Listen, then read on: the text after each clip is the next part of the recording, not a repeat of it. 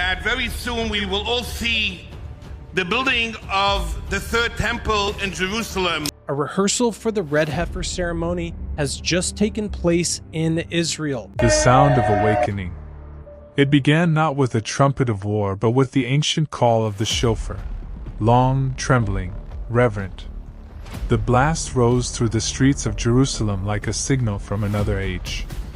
It cut through the stone alleys of the old city, echoed against the domes, drifted across the Kidron Valley, and climbed toward the sacred elevation of the Temple Mount.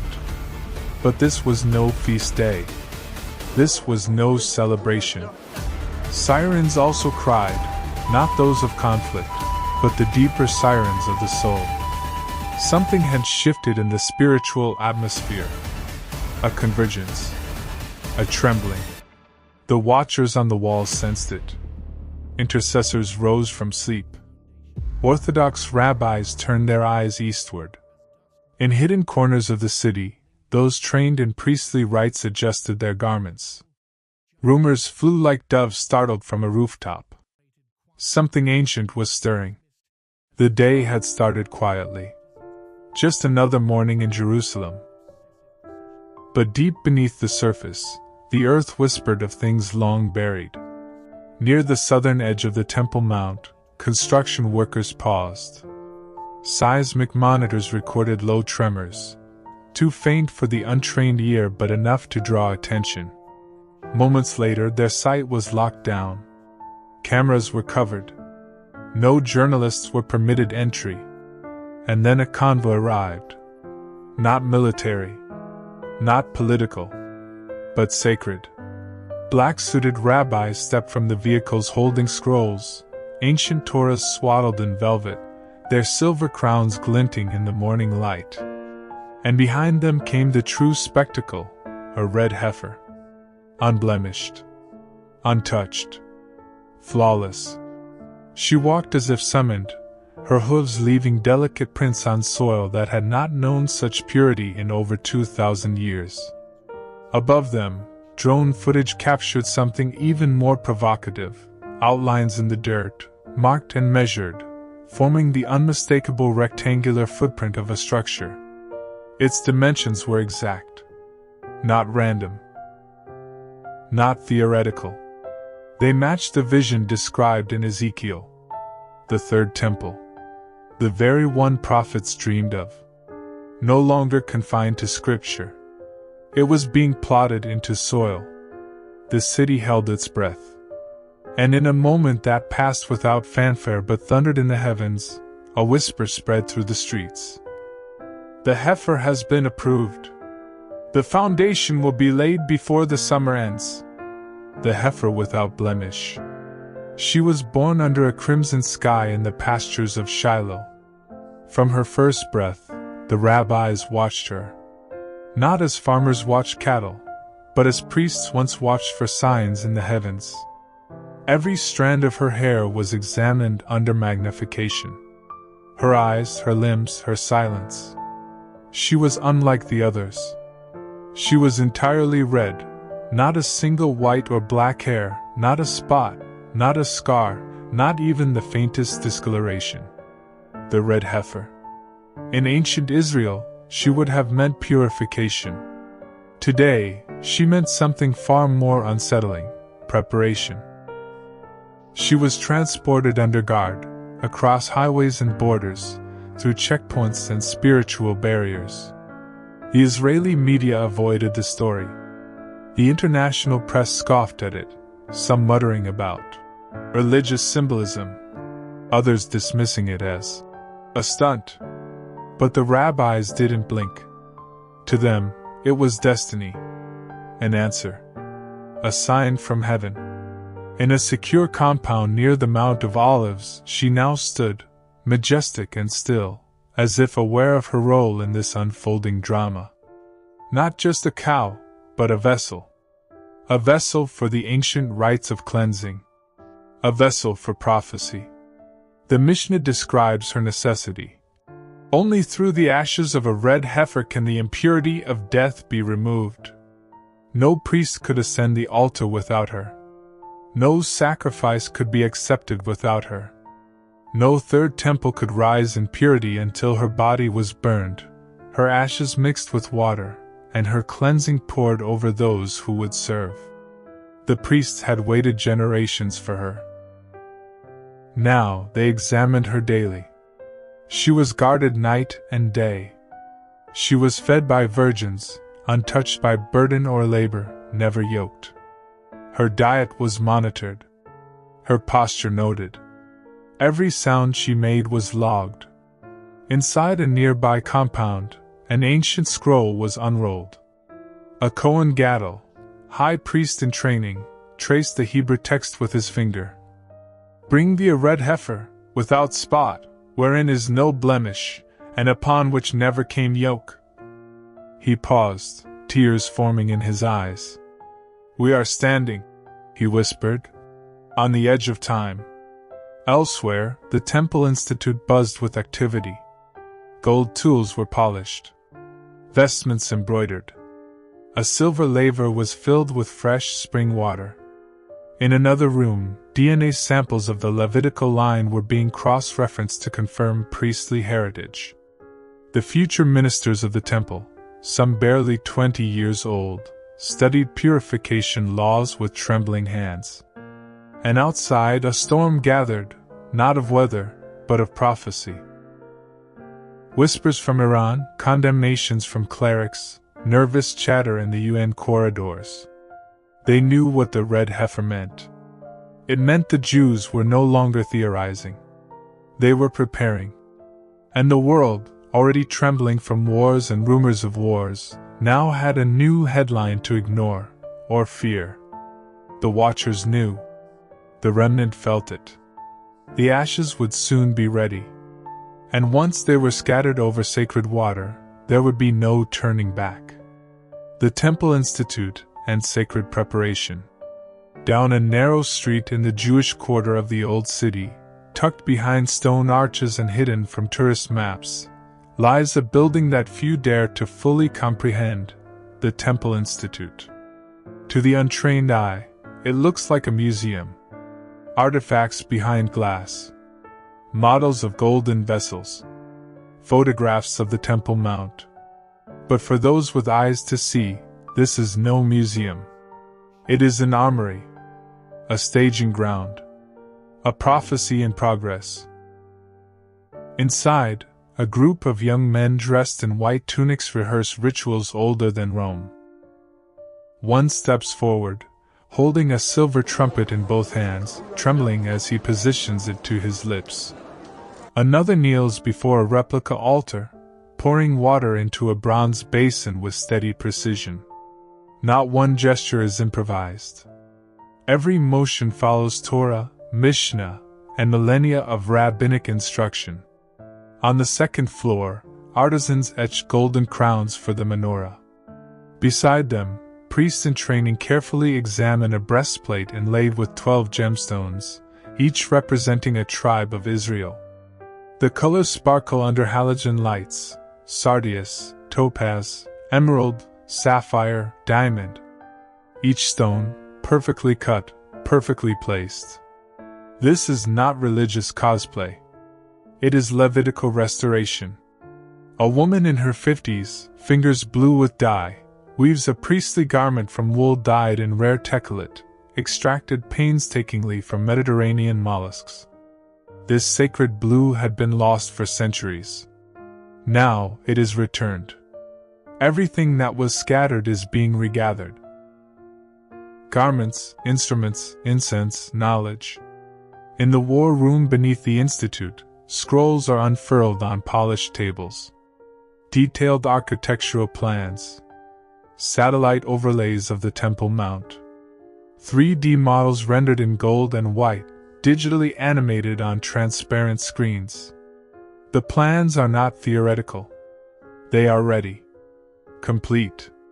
Waiting for one moment, the right political window, the right alignment of powers, or perhaps, the right shaking of heaven.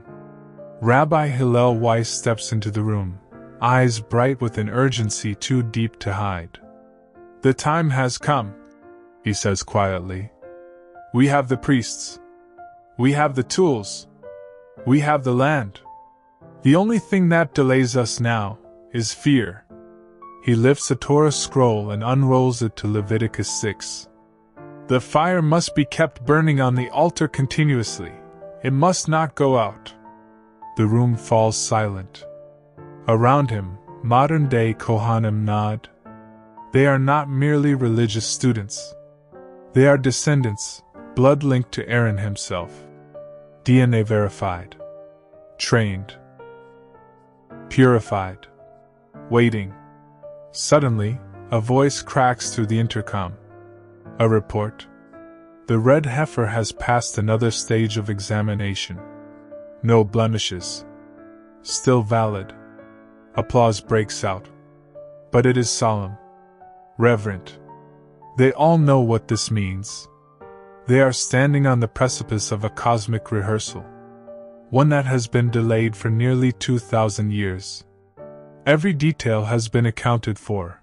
The showbread table, the golden altar of incense, the ark's resting place, even the harps, 70 of them, already tuned and strung with gut.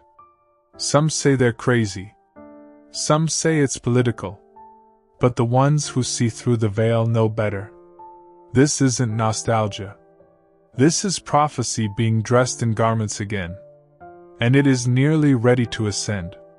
The excavations and prophetic alignments. Beneath the bustling stones of Jerusalem, below the shouts of tourists, and the silent prayers of rabbis, drills hum in darkness. Their vibrations echo down tunnels cut by Herodian hands and expanded under Ottoman rule. What the public sees is only the surface, the western wall, the dome of the rock, the limestone plazas. But underneath, something ancient is being rediscovered. Just past the Davidson Archaeological Park, a team of archaeologists works in silence. Their dig is sanctioned, but its purpose remains cloaked in deliberate ambiguity. Officially, they are cataloging Herodian remains. Unofficially, they are following prophetic coordinates, the blueprint of Ezekiel's vision, and the exact locations tied to the Second Temple's foundations. The alignment matters. Every stone, every chamber. Where the altar once stood. Where the Holy of Holies was veiled. Where the Ark of the Covenant may have once rested. Each measurement is tested against the cubits of the Torah, the writings of Josephus, and satellite imaging. And now, rumors swirl among the scholars that an ancient chamber has been uncovered just beneath the traditional temple platform. A chamber whose dimensions align not with Herod's blueprint, but with Ezekiel's. In one hidden corridor, a Hebrew inscription has been revealed, faint but legible. "Let the fire of the Lord never be extinguished." The same phrase whispered by the priests above. The timing is too perfect to ignore. Back on the surface, onlookers argue over geopolitics, sovereignty, and history. But the watchers, the prophets, the intercessors, the few with ears to hear, understand. What's unfolding isn't a political battle. It's an alignment. Heaven is adjusting its timepiece to Jerusalem. God's clock ticks according to Zion. "Jerusalem will be a cup of trembling," said Zechariah, "a burdensome stone for all people." That prophecy now burns hotter than ever. The nations are restless. Iran threatens retaliation if any construction begins.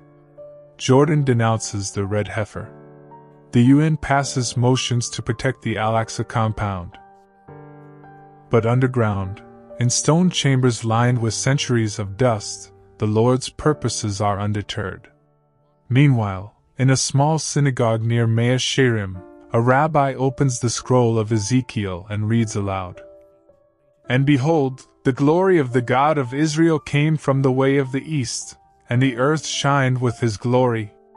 The eastern gate. The sealed gate. The one Suleiman the Magnificent blocked with stones and a cemetery to prevent the Messiah's return. The very gate now rests directly above the excavated eastern chambers. And some now whisper that it, too, is beginning to stir, small cracks, subtle shifts in its foundation, as if the stones themselves are trembling in anticipation. There is no denying it anymore. Every layer of Jerusalem, above and below, is groaning in preparation. Heaven's blueprint is intersecting Earth's soil. The question is no longer if the third temple will rise. The question is, when? The Eastern Gate and the coming King. It stands in silence. Sealed, still, and almost forgotten, yet more watched than any gate in the world. The Eastern Gate, also called the Golden Gate, faces the rising sun, directly aligned with the Mount of Olives. It is the only gate on the eastern wall of the old city of Jerusalem that has been sealed for nearly 500 years. Not by accident, not by erosion, but by intention, by fear. In 1541, Suleiman the Magnificent ordered it shut. Stone by stone, the entryway was blocked. A Muslim cemetery was placed just outside it, as if a barrier of death could stop prophecy. Why? Because Jewish tradition, and Christian prophecy alike, declares that the Messiah will enter through this very gate. And the Lord said unto me, This gate shall be shut, it shall not be opened, and no man shall enter in by it, because the Lord, the God of Israel, hath entered in by it, therefore it shall be shut. Ezekiel 44 verse 2. But the gate is not abandoned. It is watched, by cameras, by intercessors, by angels. And now, strange activity has begun. A low hum, at first mistaken for city vibration. Then subtle tremors in the soil around it. Recent drone footage caught a shimmer in the atmosphere above the gate, like heat waves, except the air was cold. One night, just past midnight, an Orthodox rabbi stood across the Kidron Valley, facing the gate. His hands trembled, not from cold but from something deeper. He had seen a vision in prayer. A man in radiant white walking from the Mount of Olives toward the gate, but not touching the ground. The cemetery parted before him. The stones of the gate began to glow. And then, just before he stepped through, the rabbi awoke in tears. He was not alone. Similar visions began pouring in, from Gentile believers in Asia, from Arab Christians in Egypt, from Messianic Jews in Tel Aviv. The king was near. The gate was awakening. Meanwhile, back at the Temple Institute, a replica of the Eastern Gate had been constructed as part of their full temple model. One of the priests in training stood before it during his daily prayer, when the golden door swung open on its own. No wind. No hands. The security footage was reviewed, and nothing, absolutely nothing, had touched it. The message was clear: prepare. The gate is not dead. It is sealed with purpose. It waits not for politics or armies, but for the one to whom it belongs. No man will open it. No government will unseal it. It waits for the glory of the Lord. And still, the world sleeps. Diplomats debate sovereignty over Jerusalem.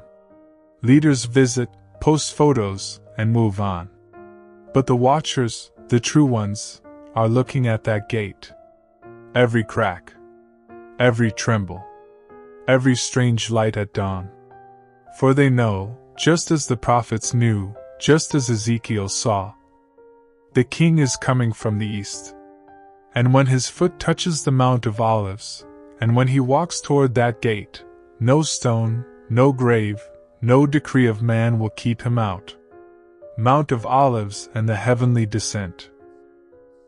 From the east of Jerusalem rises a ridge soaked in prophecy, the Mount of Olives.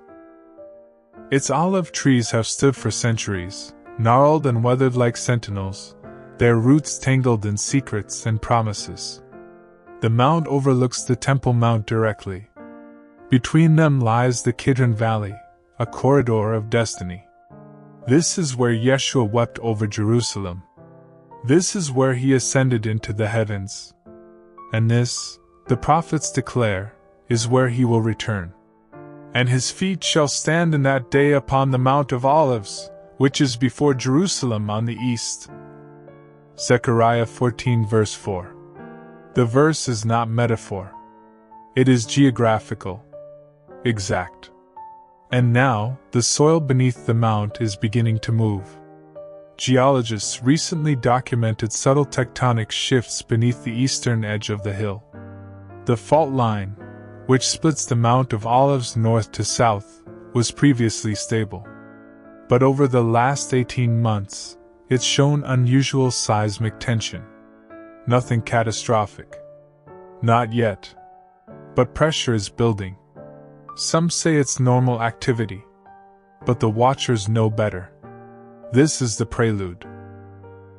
Across the ridge, over 150,000 Jewish graves line the hillside, the largest and oldest active cemetery in the world.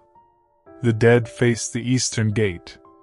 For centuries, the faithful have buried their loved ones here, believing that when the Messiah comes, they will be the first to rise. There's a divine irony.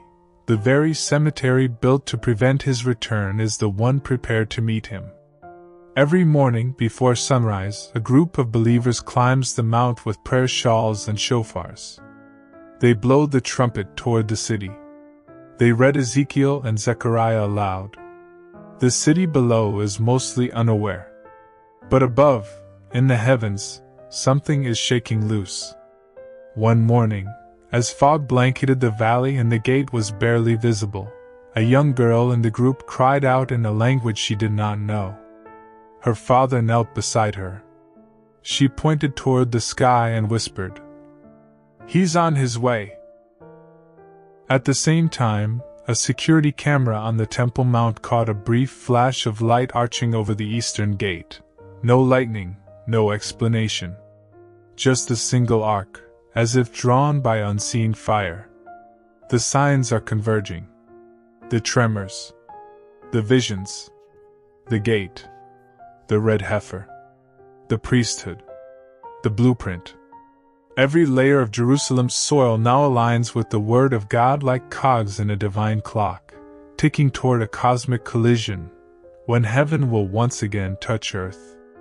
Not as it did at Sinai. Not in a manger in Bethlehem. But in fire. In glory. In judgment and redemption. The Mount of Olives will split. The King will descend. And the nations will tremble. The Lord is not coming to visit Jerusalem. He is coming to reclaim it. Geopolitical tremors and the temple threshold. In war rooms from Tehran to Washington, from Riyadh to Brussels, one phrase returns again and again. Jerusalem is the key. It is not spoken aloud in press conferences. It is scribbled on classified memos, whispered in think tanks, and etched into the strategies of generals. The conclusion: the king is coming. The world is rushing toward the climax of an ancient script. The signs are no longer hidden in dusty scrolls or cloaked in distant prophecy. They are manifesting in real time, in stone and blood, in fire and light, in the trembling of nations and the whispers of the Spirit. Jerusalem is not just a city. It is a countdown clock. And the hands are moving fast. The red heifer grazes in silence, unaware that her purity may unlock the door to an age. The temple priests rehearse, unaware that the altar they rebuild will one day face its greatest desecration.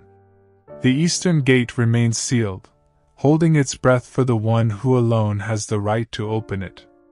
And the world? The world slumbers. They say it's just geopolitics. Just another conflict. Just another religious debate. But we know better. We know this is prophecy in motion.